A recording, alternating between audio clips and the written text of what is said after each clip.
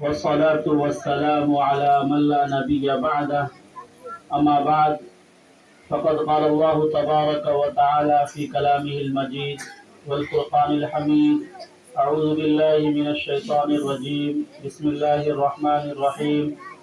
قل هل يستوي الذين يعلمون والذين لا يعلمون.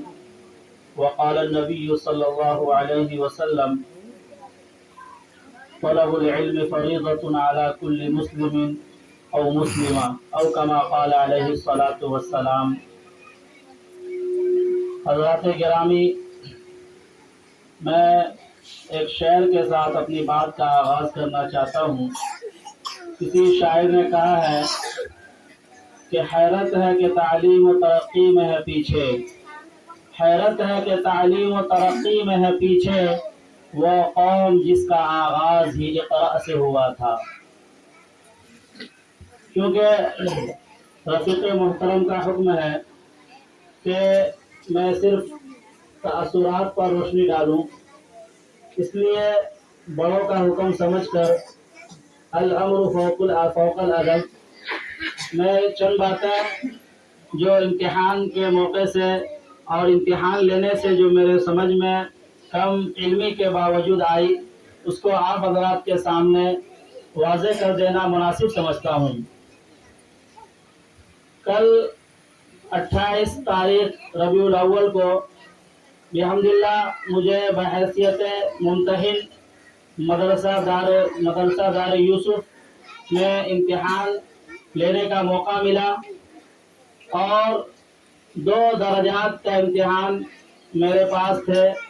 اول میں شعبہ حفظ، جس میں تعداد بچیوں کی زیادہ تھی اور کچھ طلبہ تھے، اور دوسرا شعبہ جو بہت ہی اہم ہے، تمام مدارس اسلامیہ میں اس کتاب کو پڑھائی جاتی ہے، جو نورانی قاعدہ کے نام سے مشہور ہے. اس جماعت کا بھی امتحان لیا. مجھے بہت ہی خوشی ہوئی کہ درجہ دینیات یعنی نورانی قاعدہ پڑھنے والے طلبہ نے جو ہے بہت ہی اچھے انداز میں اور بہت ہی پختگی اور عمدگی کے ساتھ تختیوں کو سنایا، اور اس کے اجرا و قواعد کے ساتھ نے بھی جو ہے اپنے جو ہے سبق کو سنایا. جہاں تک مجھے علم ہوا اور یہ اپنا تجربہ ہوا کہ اگر یہ طلبہ اسی طرح محنت جاری و ساری رکھیں تو انشاءاللہ آئندہ کسی بڑے ادارے میں رہ کر تعلیم حاصل کر سکتے ہیں، اور ان کو دوبارہ نورانی قاعدہ پڑھنے کی ضرورت نہیں پڑے گی. اور دوسرا درجہ جو شعبہ حفظ کا تھا، جس پر مجھے بہت ہی خوشی ہوئی اس بات پر کہ رفیق محترم مولانا ریاض صاحب اشاعتی نے بہت ہی جلد اور کم قلیل مدت میں اس چھوٹے سے ادارے کے اندر شعبہ حفظ کو قائم فرمایا. اور اس میں بھی ہمارے علاقے کی جو پسماندہ علاقہ کہلاتا ہے، اس میں بچیاں بہت ہی کم ایسی ہوتی ہیں جو قرآن کریم کو حفظ کرنے کی طرف اپنے دل و دماغ کو دوڑائے.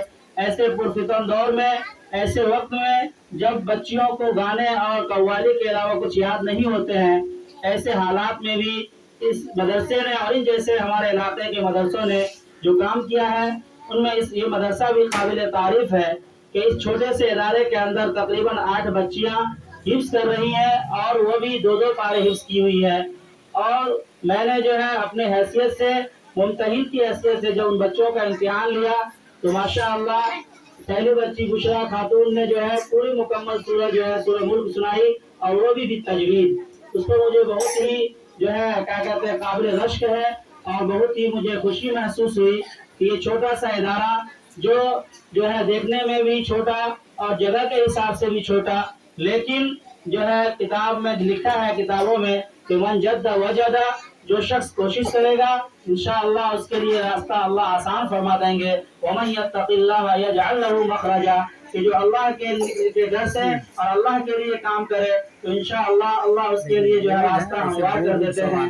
اس لیے یہ چھوٹا سا ادارہ ہے، لیکن اگر ہمارے رفیق محترم اس مدرسے کو خصوصاً تعلیمی معیار سے ترقی کرتے رہیں تو انشاءاللہ یہ ایک دن جو ہے ایک مضبوط ادارے کی شکل میں اور ایک جو ہے مضبوط قلعے کی شکل میں نظر آئیں گے، بشرطے کہ تعلیم جو ہے پختگی ہو، اور ابھی جس طرح پختہ ہے اسی طرح مزید جو ہے اس میں پختگی آئے.